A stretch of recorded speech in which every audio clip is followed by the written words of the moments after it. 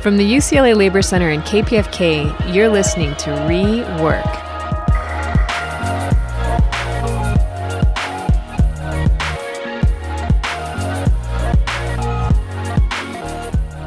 I'm Stephanie Ratopper.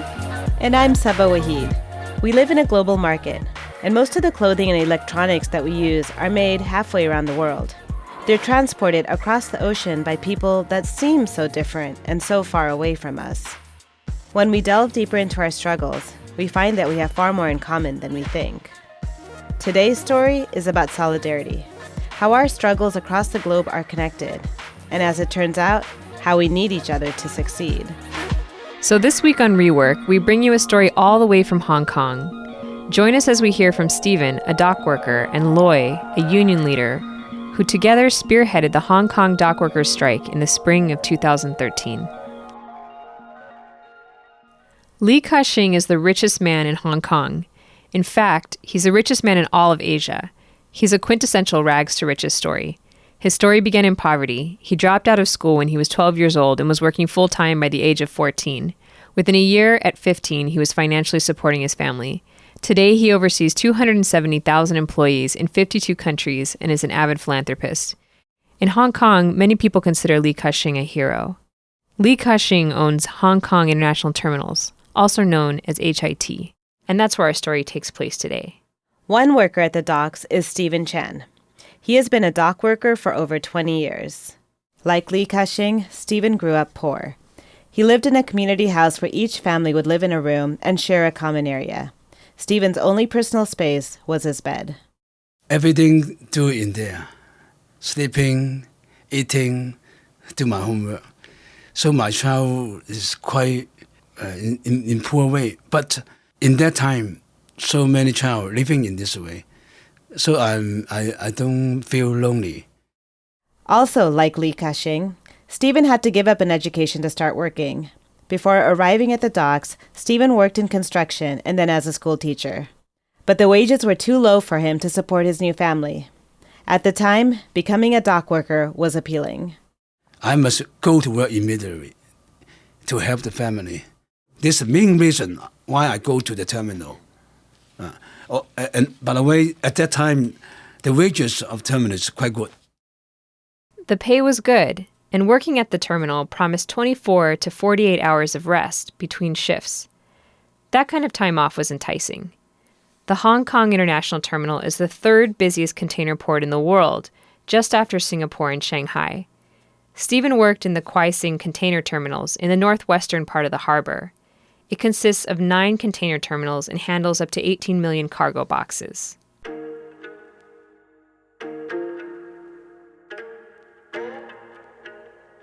So, what exactly is a day in the life of a dock worker like? Around 100 and 150 workers work alongside Stephen in the terminal.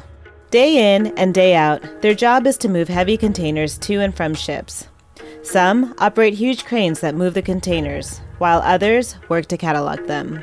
The companies don't allow workers to know what each container holds, but they log critical information about them, their origin, their weight, the kind of information that helps keep track of the shipments.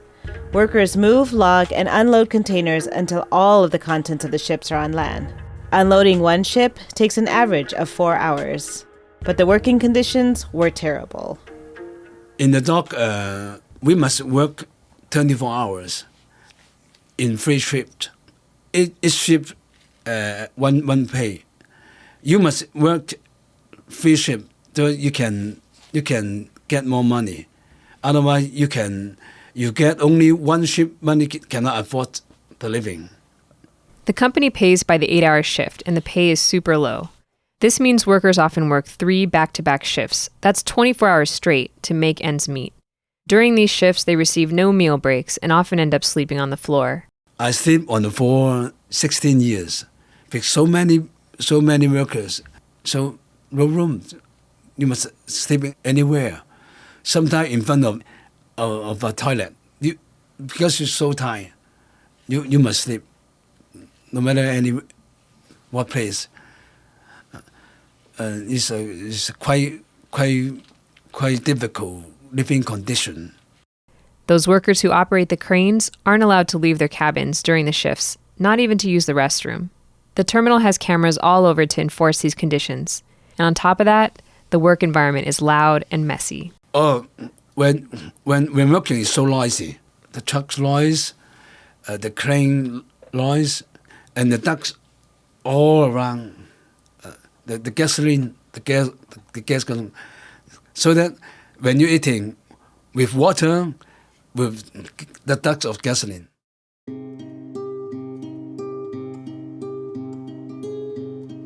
Aside from the chaotic terminal and poor water quality, the temperatures can be extreme, reaching as high as 111 degrees Fahrenheit. Workers do not get a break, even in the presence of gale force winds. Working at the docks under these conditions can be deadly. According to workers, accidents happen regularly, but no one reports them to the Labor Department. As time passed, even the pay that attracted Stephen to the job became a problem. At the height of Hong Kong's economic crisis in 2003, the company lowered workers' salaries. By the end of 2008, during the second financial crisis, wages had dropped to less than 30% of what they had been when Stephen began working. Yet, when Hong Kong's economic situation began to improve, the dock workers' salaries didn't recover with it. In the past 17 years, their salary has never increased, but the work intensified. Where before a shipside team of 8 workers was responsible for 15 containers an hour, now a team of 6 workers became responsible for 21 containers in the same amount of time. Stephen and other dock workers kept working because they had to make ends meet. When I joined the docker workers, I don't care anything around me. My purpose is only to take care of my family only. At that time, the social work, I don't care. I just take care of my living. But growing up, Stephen's mother had taught him that it was important to look out for others. She used to say to him that the poor must help the poor. So when the working conditions on the dock became more extreme, Stephen couldn't help but take action. When I start in the docker, I see many cruel treatment to the worker by the company. They don't give any even a dollar of money can give the workers. As my characters, I go friendly with all the workers. I living with them, eating with them. A big family. As I said, poor must help poor. Stephen realized he needed to support not just his family at home, but also his family on the dock. This is when Stephen reached out to the Hong Kong Confederation of Trade Unions, where he met Loy. Loy would help him form the Union of Hong Kong Dock Workers. He come to our union hall, and then we discussed. At that time, Stephen was, very quiet, not much, words to say. Not very like a very talkative person and a very outstanding person. It's kind of hard to believe because you think I think he gives off an impression now of being very talkative and very friendly. Yeah. I think after he joined the union, he become more active. Yeah, and then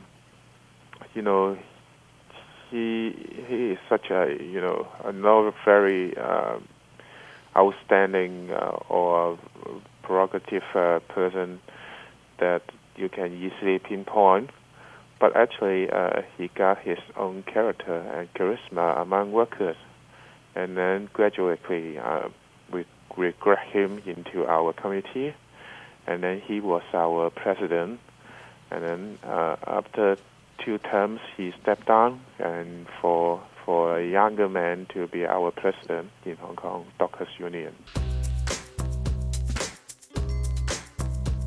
In 2011, the Union of Hong Kong Dock Workers organized their first big action. They discovered that the company was going to reduce their wages to even lower levels than they were in 1996. Workers managed to mobilize 400 union members. As a result, they won a partial pay increase per shift. Members who weren't part of the union also got a pay increase, but it was smaller. Even though it was a minor victory, it gave Stephen more confidence and helped him recruit more people into the union. We can only share the pain, not share the gain. So that we are very angry also. So I feel at that time is a good time to to encouraging my worker to fight back this, I also set up slogan, we are on the same motion, in order to unite all the workers in the terminal, not single by single. If you fight in single, low result. Stephen and the dock workers came up with a slogan that brought them together. We are all on the same ocean. In 2012, inflation rates were at 8%, and entering into 2013, inflation rates stood at 5%. The dock workers were having trouble keeping up. And you have to remember they lived in Hong Kong, one of the most expensive cities in the world. In January of 2013, the workers asked for a pay increase, but HIT did not reply. It wasn't until March, when the dock workers asked again with a threat of striking, that HIT responded with a mere 5% increase offer to match the inflation rate. But that was too little, too late. We're at the port of Hong Kong. 200 workers from the Hong Kong Confederation of Trade Unions have just decided to strike. At first, only workers from one of the 5 private companies show up, and the strikers are uncertain if they have enough people to stop the work.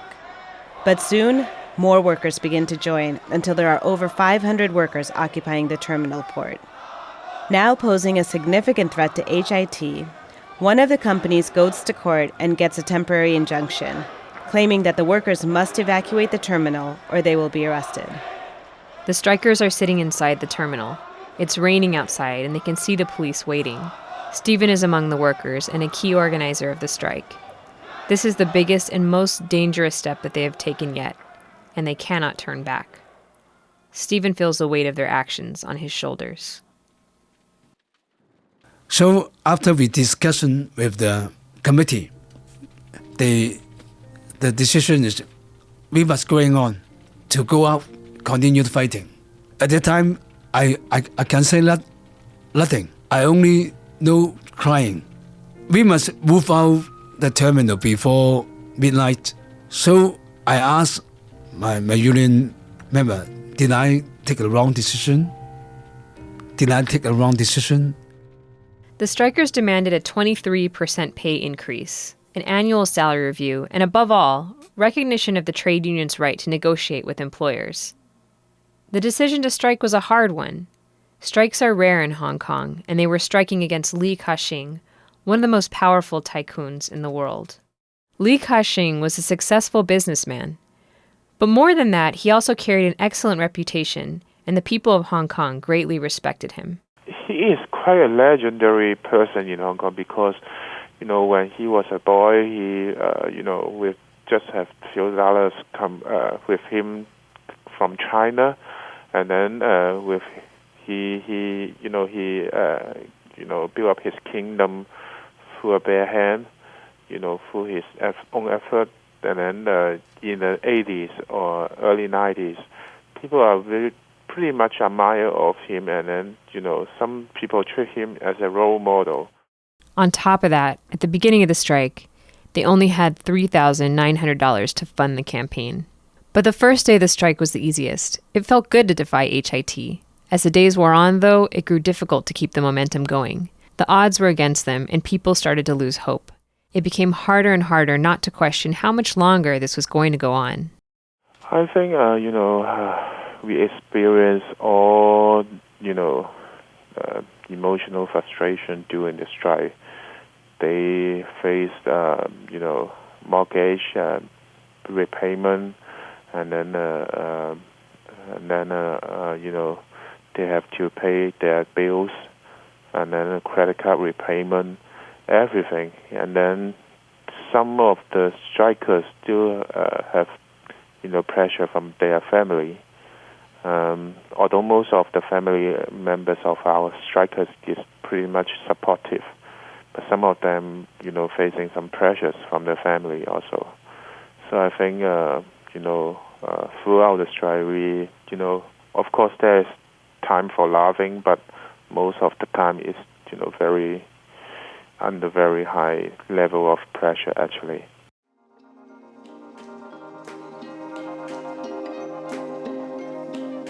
The pressure on the strikers was building. They were taking on more and more debt with each passing day. Their families, though mostly supportive, were becoming wary. But the strike was beginning to work. From the second day of the strike, the Hong Kong Federation of Students and Left 21 organized students to help. Support from outside the docks was growing, however slowly. On the 9th day, the students began publishing a daily paper reporting on the progress of the strike. In addition to that, they were getting out the word on social media, attracting a wider range of students and workers to their cause. Stephen was incredibly grateful. I go to the central, give the flower to the student.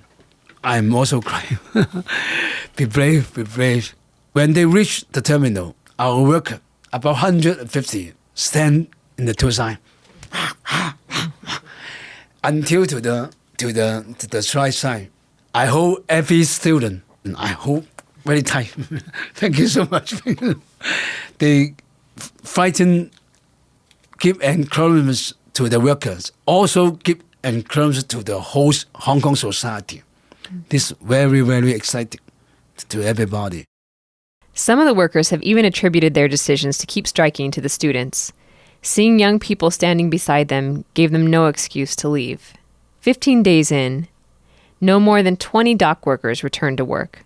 120,000 containers were unmoved, with ships experiencing delays of up to 60 hours that equaled daily losses of $500,000. HIT began to feel the effects of the strike and attempted to coerce the strikers to go back to work, offering them what they needed most: money. If you return to the terminal, you can get $1,000, but no one accept that. It's quite a strong fighting feeling. The strikers remained resolute, and the longer they held on, the better things got. Media coverage spread wider and wider, and their presence on social media was on the rise. Good evening. Striking dock workers have stepped up their campaign for higher pay and better working conditions. It's Labor Day in many parts of the world today, and in Hong Kong, thousands of protesters took to the streets showing solidarity for a group of port workers who have been on strike for more than a month. What was a protest of a few hundred dock workers exploded into a protest of thousands. On May 1st, Hong Kong's Labor Day, protest organizers say 5,000 people turned up to support the dock workers' demands for higher wages and better working conditions. Now, over a month into the strike, Hong Kong filled with protests in support of the dock workers and in celebration of International Workers' Day. The streets were crowded with people dressed in extravagant and elaborate costumes. Colorful signs and flags rose above the masses, demanding for better treatment from Li Ka-shing and his company. So it's really very shameful that Hong Kong being the richest, one of the richest cities in the world, and Li Ka-shing being the 8th richest person in the world, under his regime, there are such shameful working condition of 24 hours work, no lunch break, no toilet break, and very low working, low wages, and so I think people in a way, even in Hong Kong, without the strike, they don't even realize that there's such horrible working condition. Crowds lined the street, shouting slogans and wearing red banners. There were also cardboard cutouts of Li and Hong Kong's unpopular chief executive Leung Chun-ying standing beside a prop of a worker being squashed by a machine. Today we want to express how the bosses are like two-faced men. To the public they appear as humans, but in front of our worker friends they are something completely different, like a joker, a demon or a wolf. They drink our blood and exploit our wages. Workdays become longer, but our wages never keep up to speed with inflation. So today we wear these costumes to mock Hong Kong employers.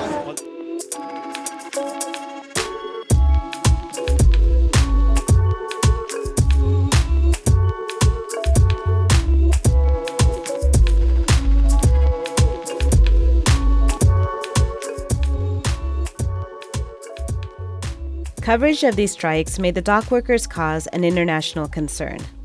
Donations began to arrive from the West Coast Longshore Union in the United States, the International Federation of Transport Workers, transport worker unions in Japan, Australia, and the Netherlands, and individuals from all over the world. Pretty soon, their funds of less than $4,000 grew to over $1 million. But it was more than just the monetary support that made the difference. We asked Loy what moment stood out to him most during the strike. I think I unlike Stephen, I am pretty much a tough person that I seldom show my emotion. I seldom, cry in front of the strikers. But, for one time, a group of migrant workers, they are domestic helpers from Philippines, from Thailand, and from Nepal. They visit us, and they said that, we are all, poor working class in Hong Kong, and we don't have much to bring to you, but we have some soups for you. Soup is actually very important to a Cantonese. Yeah. So they bring along their soup to the workers, and then said that we don't have much to share. So we bring along our soup, and then we working class people have to always look after each other, take care of each other. So that is such a touching moment for me. And then for only one time, I remember I cried in front of the strikers. Yes. Sometimes it isn't the money or that final victory that makes the biggest difference in the end. Sometimes it's just a cup of soup and kind words that lets you know that people understand your struggle, that they're standing at your side. Hong Kong workers were making connections between people from different backgrounds, and their story was traveling all over the world.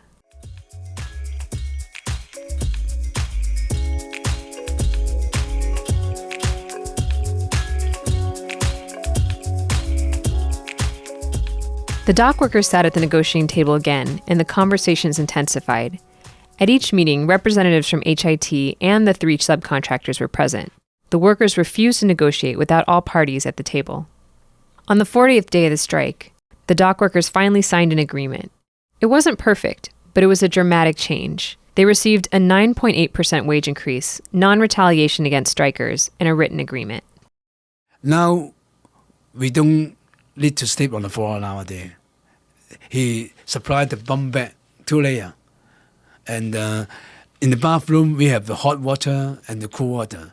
In the past, they only the cool water. Even in the winter, the temperature only 7 centigrade. You also use the cool water. Nowadays, hot and cool water.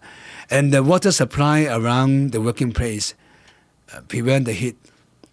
The working condition is changed.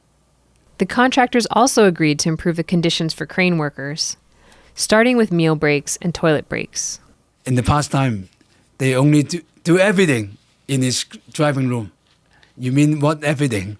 Eating, or they don't allow to leave his driving room. So allow they change. This one of the successful. In the wake of the strike, the public opinion of Li Ka-shing had shifted. We exposed the true picture. Actually, he is no longer a legendary, role model for the Hong Kong people, but, he became a symbol of exploitation of big capitalists in Hong Kong. While this was a huge win, the dock workers' agreement is only the beginning. Places like Hong Kong are opening up for workers to assert their rights. According to Loy, this is due in no small part to the international solidarity. I think just like what Stephen said, we are all on the same ocean. So we working class, no matter which language we speak, no matter, where we live, I think we are all, working class people. We share similar emotion and share similar experience. Stephen remains one of the core leaders of the Union of Hong Kong Dock Workers. Loy manages organization and support within the transportation and logistics sector of the Hong Kong Confederation of Trade Unions. I think it's necessary to send the message to the world. We must help each other. We must do something good for the people. This is my basic thing. I'm not a political people. I'm just a common man, not a leader, just common man. We may live and work on different coasts, but we all share the same ocean. And for one community of workers to succeed, we must all join together in solidarity. Us for them, and them for us.